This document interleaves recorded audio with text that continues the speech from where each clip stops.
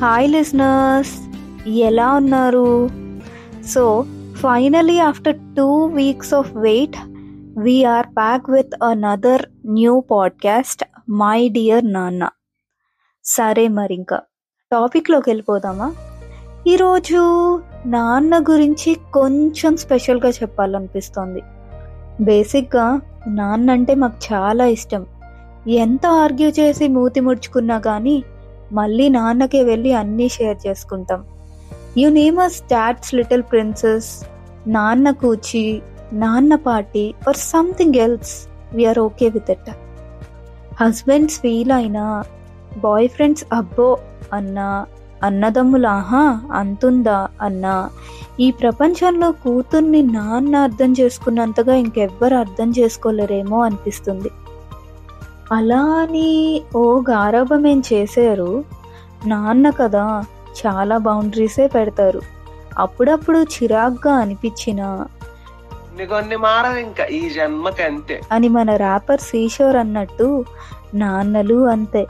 కానీ వాళ్ళ ప్రేమకి ఫుల్ స్టాప్స్ ఉంటాయా అంటే డౌటే. ఎప్పుడూ సర్కిల్లా డిఫరెంట్ ఎమోషన్స్తో మన చుట్టూనే తిరుగుతుంటాయి. కానీ ఒక మాట చెప్పనా, నాన్న ఎంత బాధ మోసినా నా భార్యా పిల్లలకి టైంకి అన్నీ ఇవ్వగలుగుతున్నానా లేదా అని ప్రతి క్షణం తపన పడుతూనే ఉంటారు. ఇంకేం చెప్పగలం నాన్న గురించి అని ఆలోచించిన ప్రతిసారి మా పదాలు పలకలేకున్నా మా కలం మాత్రం పలకరిస్తూనే ఉంటుంది నాన్నతో మాకున్న జ్ఞాపకాలని. అంత ప్రేమ నాన్నంటే మాకు.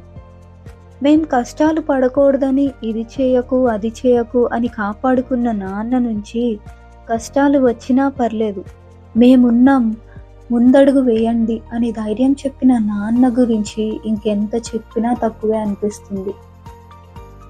So from all the dads little princess, ఇదొక sweet message to all the dads out there. We respect you, we love you and we always want you to be there for us.